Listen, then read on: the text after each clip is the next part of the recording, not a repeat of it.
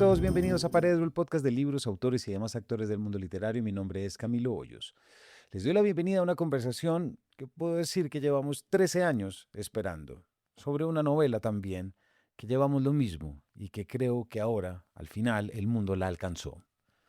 Donde mueren los payasos se publicó por primera vez en 2013 por la editorial española Blackie Books. En su momento fue recibida con entusiasmo, ganó lectores en España y en México, y algún crítico llegó a decir que su autor había inventado un nuevo género, la farsa electoral. La novela llegó lejos, publicada por Blackie Books, pero no tanto como debía.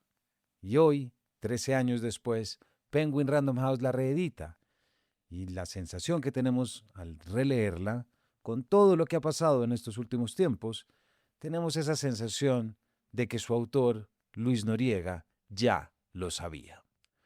Luis Noriega nació en Cali, Colombia, en 1972, estudió literatura en la Universidad Nacional de Colombia y desde 1998 vive en España.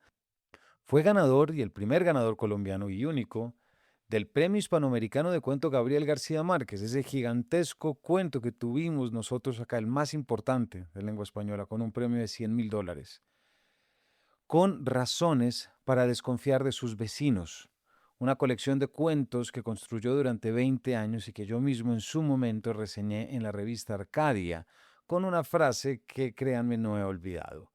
Se trata de un libro que no es para desconfiar de los vecinos, sino para desconfiar de todo el mundo. Luis también ha publicado la novela de ciencia ficción Jiménez, ganadora del premio UPC, y Mediocristán es un país tranquilo, finalista del Premio Nacional de Novela de Colombia.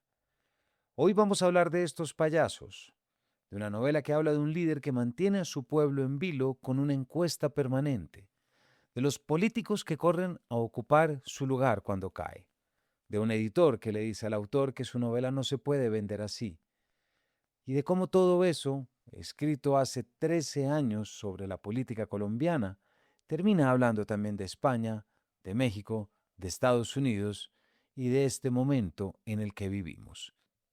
No olviden que Donde mueren los payasos lo pueden conseguir en Cultivo Libros junto con toda la obra de Luis Noriega y que este capítulo, como los anteriores, ha sido editado por Natalia Latorre. Bienvenidos. Luis, bienvenido a Paredro. Muchas gracias, Camilo, por la invitación. No, gracias a ti por aceptar la invitación. Vamos a estar hablando sobre una reedición que en realidad uno podría quitarle el re porque es tan contemporáneo y es tan actual como lo es tu novela Donde mueren los payasos, recientemente editada por Penguin Random House en el sello precisamente Random House, publicada en el 2013 por Blackie Books. eh, 13 años en el que me parece que es bastante claro que tuviste una visión y una sátira premonitoria absoluta, y creo que la novela sigue hablando, si no, creo que más. Sobre esto te preguntaremos después.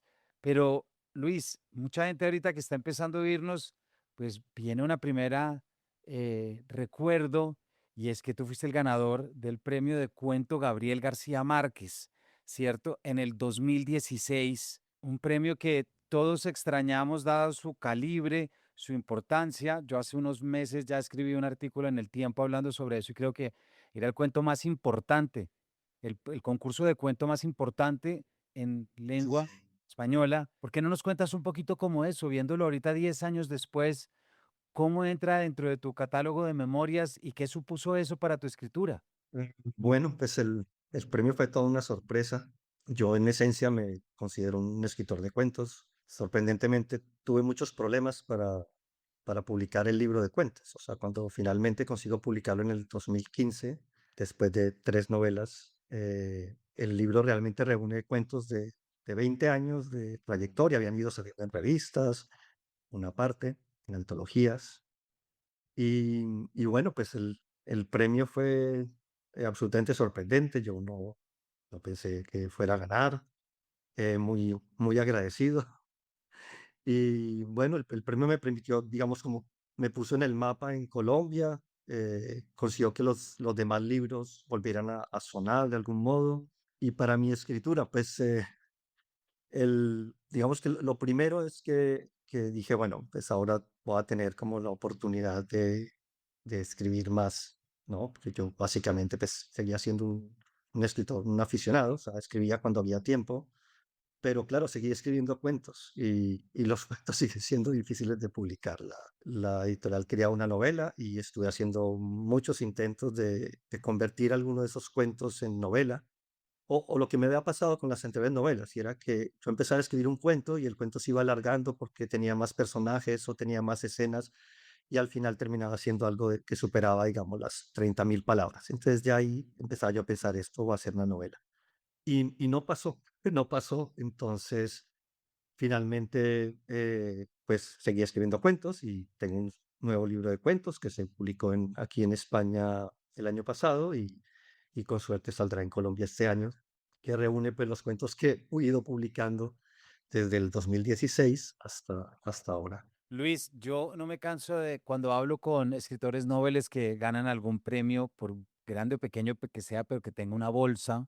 No me canso de repetir, usen esa plata para escribir, no la usen para la cuota del carro o de la casa, que también, no nos digamos mentiras, pero muchas veces la gente desconoce que ganarse estos premios supone un espaldarazo económico importante, pues para dejar de dedicarse a todos esos oficios que de una u otra forma quitan el tiempo y la concentración. ¿Tú sí lo ves así y te pasó con eso? ¿Te pasó eso con este cuento? Con este premio, perdón. De algún modo, un premio permite comprar tiempo. Una cosa es el tiempo cuando uno tiene, no sé, cuando yo me gané el premio Diménez, que era mucho más pequeño, eso me permitió comprarme un año de mi vida de estudiante, que era muy modesta, pero claro, el otro, el García Márquez, me coge ya adulto, con hijos, hipoteca, y digamos que vivir de los libros sigue siendo muy difícil. Uno cree que ganarse un premio y ponerse en el mapa, pero pues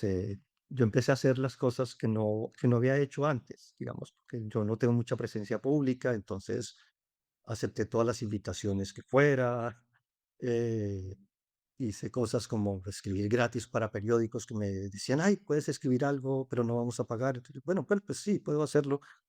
Y, y resulta que eso consume mucho el tiempo. O sea, esa actividad y no estoy hecho para eso. Uno de esos consejos que a uno le dan de escritor cuando estudiando literatura en la Universidad Nacional era no hay que tener afán, no hay que afanarse por publicar, ¿sí? Los textos ya saldrán y tendrán su vida y esa es como la confianza con la que yo siempre escribí, o sea, no, sin afanes, sin afán de publicar, afán de hacer algo que a mí me resultara satisfactorio. Y hoy en día creo que es un consejo equivocado, o sea, que parte de la vida social de la literatura es tener afán, ¿sí? Porque entre más afán se tiene por publicar, más presencia pública puede haber y más posibilidades de empezar a vivir si no de la escritura, al menos de oficios relacionados con la escritura. Bueno, esa es mi experiencia, no sé. No, Luis, y quisiera volver porque ahorita nos hablabas de precisamente de las dos novelas anteriores al premio, como son Jiménez del 2011, con la que ganaste el premio UPC de ciencia ficción, y también está, pues, otro título que creo que se lee de la mano con la novela que se reedita ahora, Mediocristán es un país tranquilo, un nombre genial, me parece a mí, esta del 2014 con la que fuiste finalista del Premio Nacional de Novela. Pero los cuentos, creo que también tienen una manera de aventurarse al futuro increíble porque la colección de cuentos, Razones para desconfiar de sus vecinos, pues recuerdo una reseña que yo escribí entonces en Arcadia que decía, este libro no es para desconfiar de los vecinos, es para desconfiar de todo el mundo. Cómo ha sido la evolución de esa perspectiva ahorita sobre una pregunta que volveremos?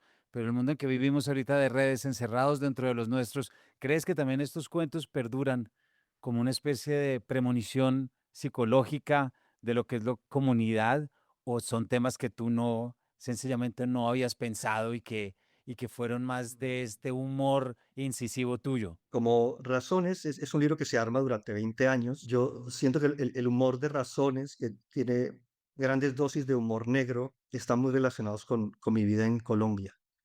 Em, de escribir esos cuentos para mí era como un exorcismo, es decir, yo vivía en el centro de Bogotá y sufría la ciudad como sufren todos los bogotanos, y descargaba en estos cuentos eso, la vida de una ciudad que era muy hostil y en la cual nadie confiaba en nada. Cuando me vine a vivir a España, de algún modo mi experiencia fue que esa mala leche, esa hostilidad a flor de piel que a veces uno tiene y que le permite sobrevivir en Bogotá, desapareció.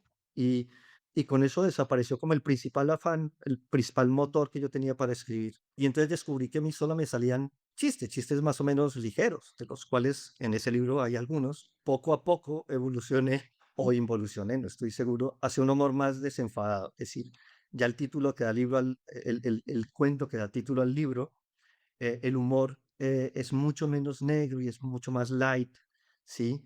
Y la desconfianza ahí es sobre todo un malentendido, ¿no?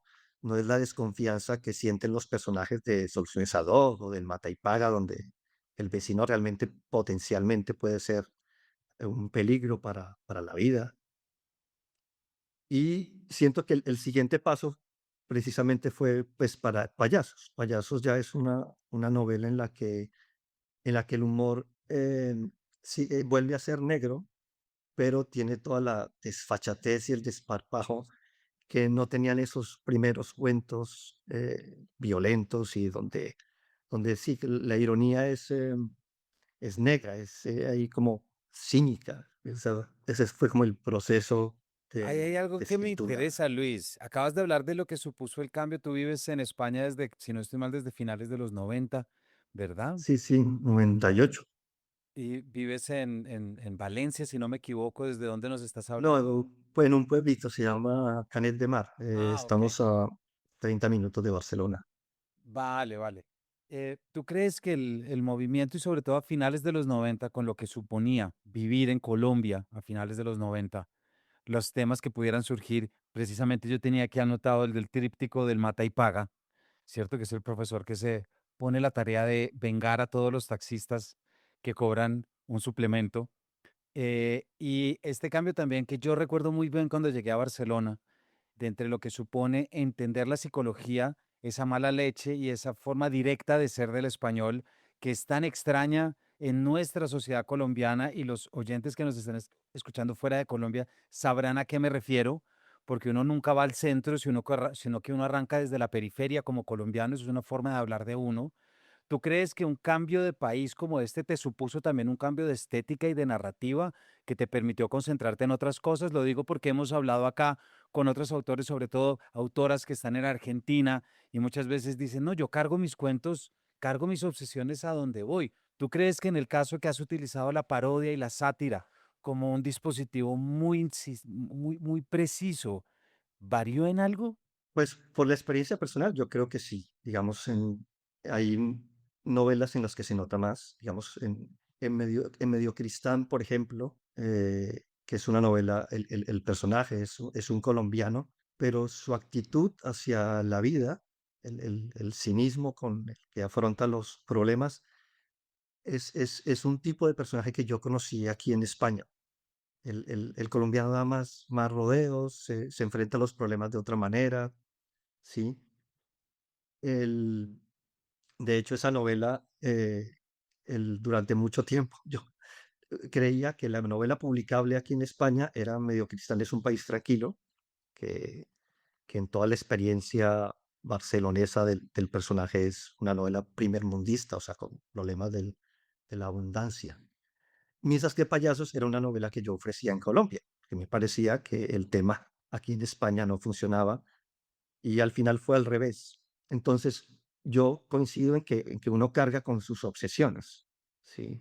Payasos es fruto de que mentalmente yo seguía viviendo en Colombia. Yo la escribí en el 2010, justo antes de que la Corte se pronunciara sobre el referendo de la tercera reelección. Ese es como el contexto. Y yo estaba muy enterado de lo que pasaba en Colombia. Y de hecho el cambio vino después, como yo de pronto descubrir que esto nos pasa a casi todos los inmigrantes, que uno mentalmente sigue viviendo en su país. Y de pronto, pues, oye, pues yo ya tengo hijos acá y empecé, y como esa novela hubiera sido así, otro exorcismo, entonces yo empecé, después de escribir Payasos, como que solucioné mi perplejidad con Colombia, sea, porque no, allá no ofrece respuestas, pero aparqué el tema y empecé a preocuparme más por mi vida aquí en España. Es decir, hoy en día sé más de política española que de política colombiana, y me desconecté un poco. Y creo que al menos para salud mental estuvo muy bien, porque, porque sí, es estar donde uno está. Y Sí, creo que los hijos exacto. cambian esa perspectiva. Claro, me puedo imaginar, pero lo que me imagino que no ha cambiado es que no lo neguemos, la política española también tiene algo muy circense en Sí, comparación sí. también a la nuestra. Es decir, no hay nada como los discursos que uno lee. Yo viví 9 años en Barcelona y durante 3 o 4 años que regresé seguía pendiente de las mismas discusiones políticas en España, de todo lo que estaba pasando sobre eso. Te voy a preguntar ahorita porque tiene que ver cómo se rastrea algo político que uno cree que es europeo, pero resulta siendo tan latinoamericano como muchas de las cosas ahora. Pero hay algo con lo que quiero arrancar antes de que nos metamos en los contenidos, Luis, y es que el año pasado aquí recomendamos mucho dos novelas, como lo son El Pichamiento de Juan Fernando Incapié y Que pase lo peor de Antonio García Ángel. Dos novelas en las que, y no me canso de celebrarlo, lo que hacen es tomar el humor, la perspectiva humorística, la perspectiva cómica, que tanta falta nos hace a nosotros como colombianos aficionados a la literatura, en la que creemos que todo es solemne y todo debe ser de pajarita y todo tiene que ser engalanado. ¿Cuándo arrancaste tú o más bien, cuando decidiste que tu perspectiva era satírica, paródica, que era uno de tus mecanismos, te resultó sencillo? ¿Fue algo que te apareció de manera natural, siguiendo algunos otros autores? ¿Te sentiste incomprendido? Porque claro, estamos hablando de novelas que se escriben en el 2010 y años anteriores, como nos estás diciendo, con una vocación que arranca desde finales de los 90, en la que, si me permites, el humor que teníamos entonces, y corrígeme por favor, era el humor que uno podía encontrar en ciertas páginas de Vallejo, de La Virgen de los Sicarios, pero es un humor distinto, no es el humor cínico, no es el humor negro. Los primeros cuentos de Razones se publicaron originalmente en El Malpensante. Yo siento que el Malpensante dio cabida a ese tipo de humor que combinaba ironía, humor negro, ligada a una forma de ver la violencia, digamos, es una ironía defensiva, porque al final se es tratar con humor un problema que nos aterra. Y yo siento, digamos, que fueron bien vistos en esos cuentos, o sea, yo me sentí apoyado. La perspectiva ya más satírica de payasos, para mí no fue una gran decisión, o sea, fue una decisión natural, digamos, a mí el humor me sale natural. A mi esposa la conocí porque una alumna, yo dictaba clases en la Universidad Nacional, recién graduado, una alumna que ahora es amiga nuestra, la invitó como, oye, venga a ver estas clases de este profesor que hace chistes de los que solo él se ríe. Y dije, bueno, porque con Qué semejante bueno. recomendación. Y entonces, para mí el humor sí es muy importante en la vida cotidiana, es no tomarse en serio. Y esto que dices de la solemnidad, yo lo sentía mucho en la literatura, en la nuestra y en todas. O sea, los españoles también se toman muy en serio. Entonces, de algún modo, introducir el humor, y en el caso de payasos, introducir un humor que se refiere a la misma literatura y la misma concepción de literatura, para mí es liberador. Y bueno, yo he leído la novela de Antonio, no he leído la de Juan Fernando, estoy muy interesado, pero de él he leído cosas anteriores, o sea, Tringadas, la ley Telex, que él es, supongo que el pinchamiento va en la misma línea. Sí, Y eso totalmente. es un soplo de aire fresco, digamos, en la solemnidad y en la seriedad, ¿sí? Y ese ponerse distancia, a mí, al menos creo también, psicológicamente me ayuda mucho, ¿no? No tomarme muy en serio, que todos los escritores al final hay una dosis grande al sentarse a escribir, hay una dosis grande de vanidad. Y entonces esto es como tomar distancia y decir, ay, mira, tan chistosito, tan... Sí, esto que haces no es tan raro. Y además, bueno, ahorita vamos a ver cómo uno de esos elementos literarios que tiene tu novela es el constante diálogo entre el editor y el autor frente a la reflexión de qué tiene que tener una novela para que se pueda vender y para que se pueda hablar. Pero de nuevo, y con esto quiero que la última pregunta antes de entrar en materia.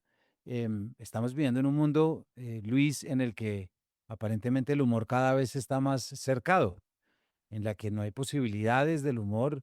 Estamos todavía con los coletazos de las culturas de las cancelaciones, etcétera, etcétera. Aparentemente el humor y no tomarnos tan en serio es algo que muy poca gente se puede dar el gusto de hacer. ¿Lo vives igual en España? ¿Lo sientes también como escritor que tiende a lo humorístico y al lente de lo paródico para poder referirte a cosas graves? Porque no dejan de serlas. Pero realmente, digamos, como no tengo una presencia mediática, no es una experiencia que yo tenga. Digamos que cuando escribí Payasos, sí hubo como yo escribí Payasos pensando esto no se va a poder publicar, ¿sí? Yo lo escribí para un chiste de 300 páginas para que circule entre amigos sobre la política colombiana y el mundo editorial. Eso era la intención original, era como sacarme un clavo. Y a algunos de esos amigos les pareció que realmente había puesto, no me había sacado el clavo, sino que le había puesto clavos a mi carrera literaria, que ahora sí no iba a poder publicar nada. Mientras que otros dijeron, oye, este realmente es lo más vendible que has escrito porque hace reír, porque hace reír y conecta con de pronto con gente que no eran tus lectores habituales. Y al menos aquí en España la reacción con Blacky Books, por ejemplo, es que me fue muy bien. Aquí en España no se lee en clave colombiana, ¿sí? Se lee como precisamente, como algo que puede estar hablando de la política española, porque tiene los mismos elementos, esta idea de que los partidos viven en campaña permanente, ¿no? Que ahora lo estamos viendo. Los partidos no están preocupados por legislar y discutir nuevas leyes, sino por cómo hacer caer al gobierno de turno para preparar las siguientes elecciones. Entonces, yo no tengo la presencia para decir, oye, yo me he sentido censurado o perseguido. No, pero de pronto en ciertos espacios puede sentirse. Digamos, el ejemplo del el humor es que Trump hace estos tweets con chistes racistas sobre Obama y hay gente que considera que eso es humor, ¿sí? Y Trump ahí sí siente que él está teniendo libertad de expresión. Al mismo tiempo que si los chistes son sobre él, eh, no los acepta, ¿sí? Y considera que hay que combatirlos y hay que mirar a la gente de sus redes sociales a ver si hizo chistes contra mí. Eso es tomarse en serio. Entonces, tomarse en serio es que uno puede reírse de otros, pero no puede reírse de sí mismo, ¿sí? Y la condición para jugar con las mismas reglas sería eso. O sea, el primer objeto de risa debería ser uno mismo. Y en ese sentido, mis personajes y mis estructuras narrativas, de los primeros que se burlan son de los propios narradores, de los personajes más cercanos a lo que yo podría ser. O sea, no solamente parecía muy fácil burlarme de los políticos, ¿sí? En Donde mueren los payasos se burlan de los escritores aspirantes, del editor, de los periodistas que quieren ser novelistas, de los novelistas que quieren ser periodistas. Y esa me parece una condición clave para dedicarse al humor. Es decir, el primer objeto de risa es uno mismo. Además hay algo, Luis, que también en lo que nos burlamos, aquí hay dos cosas. Un libro que no me canso de repetir y de volver, que es el último ensayo de Carlos Granés, el del rugido de nuestro tiempo, cuando él habla de cómo los políticos son quienes ahora, a los políticos nos gusta que sean, perdón, payasos, mientras que a los artistas sí les pedimos una solemnidad y una seriedad. Eh, Dentro de este trasfondo que tiene mucho que ver con lo que estás diciendo también, hay algo que tu novela se adelanta tremendamente, porque solamente desde esa, ¿cómo se llama? Desde ese subtítulo promocional de Blacky Books cuando salió, Un pueblo sin miedo no quiere líderes, quiere payasos, ¿cierto? Arranca esta idea en el 2013 cuando ya había cositas, pero digamos que no habíamos llegado todavía a la posverdad, al espectáculo, a la economía de la atención de redes sociales, a un Twitter en el que el político se daba cuenta que era su propio escenario y que no tenía que pasar por los preceptores o los intermediadores de los periodistas y de los, digamos, periódicos como tal. Es imposible no preguntarte, Luis, ¿cómo ves tú en este momento, después de haberte inventado una trama de cucaracho, un payaso que desafía a un líder que mantiene a su pueblo en un vilo electoral porque tiene un sistema para saber si quieren o no quieren elecciones, que también es tremendamente mediático? eh, ¿Cuáles son las similitudes que tú ves entre eso que te inventaste a partir de la imaginación y lo que está pasando ahora? Bueno, yo, obviamente me alegra mucho como que no haya perdido vigencia, digamos que era mi principal temor. Yo, pues bueno, desde que se publicó no la había releído y tuve que releerla una parte para las galeradas y me sorprendían cosas como, digamos, la idea de esto de una encuesta permanente que mantiene al líder en el poder, ¿no? Que esto suena muy a lo que hoy son las redes sociales y cómo esto, la idea de que los algoritmos pueden influir en cómo la gente piensa. La idea original, digamos, era esta idea del estado de opinión de Uribe, ¿no? De cómo, eh, que bueno, eso tiene unos antecedentes en ciencias políticas, pero es la idea de que la opinión pública sí puede estar por encima de la ley. Entonces, la ley puede sustituirse por encuestas. Entonces, pues el artificio que uso es que haya un cambio constitucional donde permite que esa encuesta permanente sobre si la gente quiere o no quiere elecciones es lo que va a desencadenar con el índice de alerta electoral. Entonces, el origen es ese, pero yo supongo que eso es más o menos, estaba en el ambiente, digamos, porque el populismo viene cogiendo fuerza desde hace muchos años, ¿sí? Y de algún modo el líder de la novela no es un payaso. Los payasos son todos los demás que apenas este líder cae, que eso es lo que me interesaba a mí. Es decir, yo lo que pensaba era, si Uribe no puede lanzarse por tercera vez y le tumban el referendo este, se van a lanzar, va a haber una carrera de ratas, todos buscando pues, el poder. Y esa es la historia de la novela. O sea, el líder desaparece y entonces los protagonistas son todos estos políticos que inician la campaña. Lo que yo veo hoy en día, y ya lo veía aquí en España, es esto de la campaña electoral permanente. Sí, yo no era tan consciente de eso en Colombia como acá, y es que lo que se busca es el poder, llegar al poder.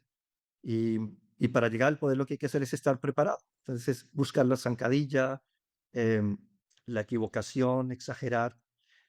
Y hay algo en el mundo contemporáneo que ha hecho que todo eso se acelere al tiempo. Nos dicen que, pues, que son las redes sociales, ¿no? Digo, no estoy, digamos, de pronto sí, pero no tengo, no tengo respuesta, digamos, no tengo Pero opinión al tú respecto. tienes redes sociales, Luis, por ejemplo, ¿sigues las redes sociales o vives un No, poco de no, yo espaldas? tuve, tuve en su momento cuando para contactar con los compañeros de colegio, cuando salió Facebook en Colombia, hubo como un boom, pero poco a poco las fui dejando porque no, pues me representaban tiempo y no lo tenía. Y sigo en Twitter, tengo listas que sigo para la guerra en Ucrania, sigue siendo una forma de enterarse de cosas, pero no participo en la conversación, digamos. En esta novela, donde mueren los payasos, Luis, como lo acabas de decir, es una acechanza del poder constante bajo la figura del payaso, la marcha de las narices rojas, todo lo demás, pero también tu elección son los 67 capítulos, me parece que son, y esa estructura hace que un crítico, si no me equivoco, haya llamado que inauguraste un nuevo género que es la farsa electoral. ¿Cierto? Esa farsa electoral que escribes tiene además un componente muy fuerte y es esos elementos metaliterarios, es decir, una constante reflexión en torno a que es una parodia que está siendo escrito. Vuelvo a la idea del editor que habla con el autor y le dice, venga, métale más cosas porque esto no lo vamos a vender. Pero entre eso que quiero profundizar ahorita, hay un elemento que me pareció muy importante y es que hay un constante coqueteo, si se quiere, o un traer siempre el otoño del patriarca de García Márquez. Sí, bueno, la frase inicial de la novela, o sea, El otoño del patriarca es sobre un payaso muerto, digamos. En la novela tiene una lectura literal, y es lo primero que se queja el editor, es decir, ese es el peor comienzo posible, sí. Y, y bueno, yo admiro mucho a García Márquez. Yo probablemente la primera vez que quise escribir fue después de leerse a Soledad. Pero el otoño es una obra que a mí, yo era muy fan en el bachillerato y, y mis relecturas de adulto, no, digamos, verbalmente me parece grandiosa, em, pero la idea de que el patriarca debe suscitar compasión me resulta difícil de digerir, ¿sí? Y, y de algún modo, no solamente en la primera frase, sino en otras declaraciones, eh, sobre la soledad del líder y esto, digamos, hay unas referencias a eso que me cuesta trabajo. Si me, digamos, ideológicamente, eh, no puedo ver con igual perspectiva el otoño a 100 años de soledad. Y insisto, o sea, verbalmente me parece un dispositivo deslumbrante. O sea, el otoño tiene probablemente las mejores páginas de toda la obra de García Márquez, pero es una reflexión sobre el dictador y el patriarca. Yo, bueno, conozco la lectura esta psicoanalítica, ¿no? De que el patriarca probablemente es el mismo y la soledad del patriarca y la soledad del escritor.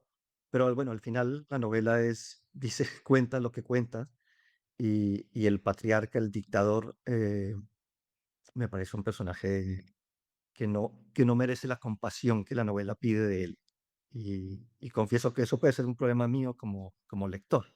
Y de algún modo, pues las puntuales referencias que hay en Payasos a eso, pues son producto de mi lectura adulta. Sí. Pero eso me permite pensar en una pregunta, Luis, que no tenía preparada, pero escuchándote, ¿tú crees que en la utilización del humor y en los filtros y en los lentes paródicos o satíricos hay cabida para la empatía y la compasión? Depende, claro, o sea, digamos, el humor volvemos el humor de Trump, cuando pone a esta gente con sombreros mexicanos o pone a Obama y su esposa como simios, obviamente es denigrante, ¿sí? Es un humor racista, ¿sí? Pero el humor que yo busco al menos no pretende hacer eso. O sea, hay una cosa el reírse de los poderosos y otra, digamos, que es el matoneo de este humor racista, y es reírse desde la superioridad. Probablemente el humor de mis relatos es reírse desde la inferioridad.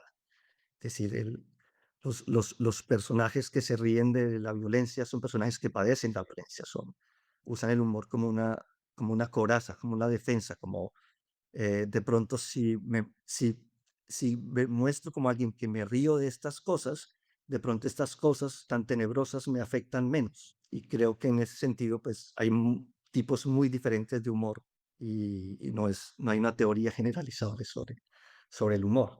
Y ese humor, quiero volver sobre un punto, Luis, y es que es el humor que tú te llevas de acá y el que luego llegas a España y empiezas a desarrollar en tus escritos y en todo. Esta semana estaba en una clase con Sara Jaramillo, quien, Klinkert, autora de Cómo maté a mi padre, entre otras novelas, y ella hablaba de cómo cuando ella llegó a una escuela de escritura en Madrid, cayó en cuenta que tenía normalizada el asesinato de su padre. Es decir, que era como algo completamente normal y que fue allí escribiendo y hablando sobre eso, al ver la impresión que causaba en los demás y ese reconocimiento narrativo, que dijo, uy, aquí hay algo sobre lo que tengo que detenerme porque pues no se había detenido. ¿Tú sientes que el humor tal como lo traes, es decir, esos elementos que tienen que ver con la violencia cotidiana, el autoengaño, la desconfianza, encontraron fácilmente locutores en España o te fue o de pronto hubo algo que cuando llegaste allá caíste en cuenta de tu humor, que algo traía de Colombia que te permitió pensarte de una manera distinta? La verdad es que no sé, digamos, yo no sé la recepción de los cuentos, para ser más puntuales en España. el humor de payasos al menos funcionó perfecto, o sea, la gente entendía, ¿sí? Entendía las exageraciones. A mí me preocupaba mucho cosas que yo sentía que solo se entendían en Colombia, digamos.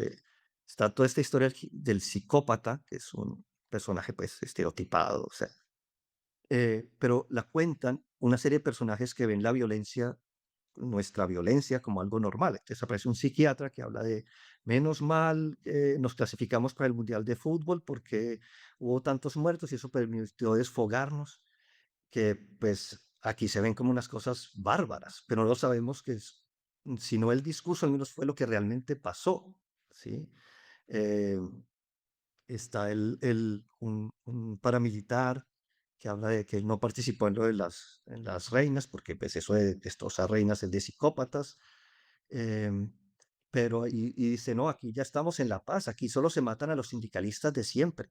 Eh, esos personajes, yo sentía que aquí no se iban a entender, o sea, pero al parecer sí, o sea, se entiende que hay una exageración ahí.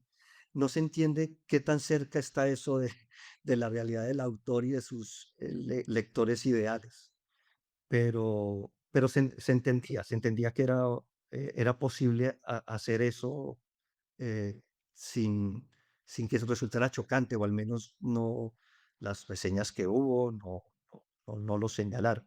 ¿Sí? De hecho, las reseñas insistían mucho en las similitudes con la situación aquí en España, es decir, esta novela que habla de política y no se subrayaba que fuera política latinoamericana. De hecho, la novela también fue a México y en México más o menos la reacción fue igual. O sea, esta es una novela que puede estar hablando de lo que nos pasa. México es mucho más parecido en niveles de violencia y actitudes ante la violencia que España, ¿no? A Colombia que España. Pero bueno, en eso creo que me considero pues bastante afortunado Luis, la recepción que tuvo la novela. y ahorita que Random recupera, reedita la novela 13 años después, que ya, como lo hemos dicho, caemos en cuenta de elementos actuales que tú ya habías manejado, digámoslo así, no te voy a poner aquí tampoco pues de adivino ni nada parecido, porque yo creo que ese es el papel que cumple la literatura y burlarse de las cosas, ¿sí me explico? Pero sí me interesa mucho saber, ¿qué fue lo que más te sorprendió de ti mismo hace 13 años escribiendo esto, ahorita cuando volviste sobre la novela? La abundancia de citas, ¿sí? Digamos que yo hoy en día no podría localizar, bueno, sí, con algo de trabajo sí, pero la novela está plagada de citas tanto al contexto de la época, o sea, 2009, 2010, como citas a la tradición literaria. O sea, hay citas a Cien años de soledad, pero me impresionó que fueran tantas. Yo no recordaba que fueran tantas y, y me sorprendió las citas bíblicas que están puestas, y me gusta que están escondidas, o sea, que, que no entorpecen la lectura, creo. O sea, siempre ha sido mi ideal, digamos. En eso yo, pues, yo diría que soy un escritor medio libresco, porque pues casi todas mis fuentes son literarias, eh, pero no me gusta que las menciones o las referencias sean un obstáculo para el lector. Sí, como, oye, si no me está entendiendo acá, pues usted se está perdiendo. No, pues aquí usted puede entender en un nivel sin preocuparse por la cita, porque ya el párrafo, el capítulo, lo que sea, le da suficiente a cualquier público. Eso creo que fue lo primero que me sorprendió. Lo segundo, la posibilidad de que fuera actual, posibilidad de que sí, en 13 años la política hubiera acentuado eh, esa idea de carrera de ratas y de espectáculo, eh, y de estar buscando las zancadillas. Yo tengo la sensación de que estamos en un momento que ha radicalizado todas esas tendencias, eh, pero de una forma que no nos lo esperábamos. O sea, yo creo que nadie hace 13 años, 20 años, 10 años pensaba que íbamos a estar en este momento así. O sea, con líderes autoritarios, no solamente pues donde tradicionalmente se buscan, ¿no? Pues en Rusia, en China, sino pues también en Estados Unidos, lo que no lo esperábamos. A mí, ya para cerrar, Luis, que se nos acaba el tiempo, a mí una cosa que me sorprendió mucho y es volver a enfrentarme o volver a sentir los recursos metaliterarios, vuelvo a decir para quien el término le parezca muy lejano, esa conciencia de la novela de ser una novela, esa aparición clara y autorreferencial, digámoslo así. Yo también tuve la impresión de que lo que creíamos que era a veces un tipo de escritura dada de hace 10 años, que no es que haya vuelto mucho, todavía tiene mucho que dar. Ojalá lo de los juegos metaliterarios, digo, está desde la primera novela Jiménez. En Jiménez hay un personaje que es un escritor y, y entonces esa fantasía del escritor me permite dar mucha información sobre el mundo de la novela. O sea, em, pues en Payasos ya es un recurso que está desatado, porque básicamente el editor va diciendo qué hay que hacer con la novela y el autor es un autor medio novato. Digamos, de hecho, uno de los problemas para mí claves de Payasos era el primer capítulo, porque el siguiente capítulo el editor le dice, esto está escrito por un aficionado. Entonces yo necesitaba un primer capítulo que fuera suficientemente decente como para que para atraer al lector, pero lo bastante bisoño para que el editor pueda decir que esto es de aficionado y el lector diga, oiga, sí, este primer capítulo tiene estas cosas que puede ser de aficionado. Y espero que para que el juego quede claro, el lector sobreviva a ese primer capítulo y llegue al segundo. Ese es como el principal reto. Yo creo que ese es un reto que va a ser, y ya lo verá la audiencia, fácilmente enfrentable, porque definitivamente desde ese comienzo, desde en el principio era el payaso y luego la caída, esa salida en falso del otoño del patriarca fue obra de un payaso muerto o casi. Creo que ya lo has dicho tú a lo largo de toda la entrevista, pues tiene muchas cuestiones actuales que reconectarán. Para la audiencia hemos estado hablando con Luis Noriega acerca de Donde mueren los payasos, novela recientemente reeditada por Random House, que antes había estado en Blackie Books, y si les gusta lo cómico, lo satírico, y quieren ver otra perspectiva sobre la política y lo que estamos viviendo siempre, a mi juicio, por lo menos mejor, de forma más comprensible, iba a decir mejormente comprensible, a través de lo literario, pues no se pierdan esta oportunidad. Luis, muchísimas gracias por habernos acompañado. A mí también tratado de conversar. Así es. Todos ustedes, gracias por habernos acompañado y nos esperamos y nos vemos en una próxima edición de este Paredro.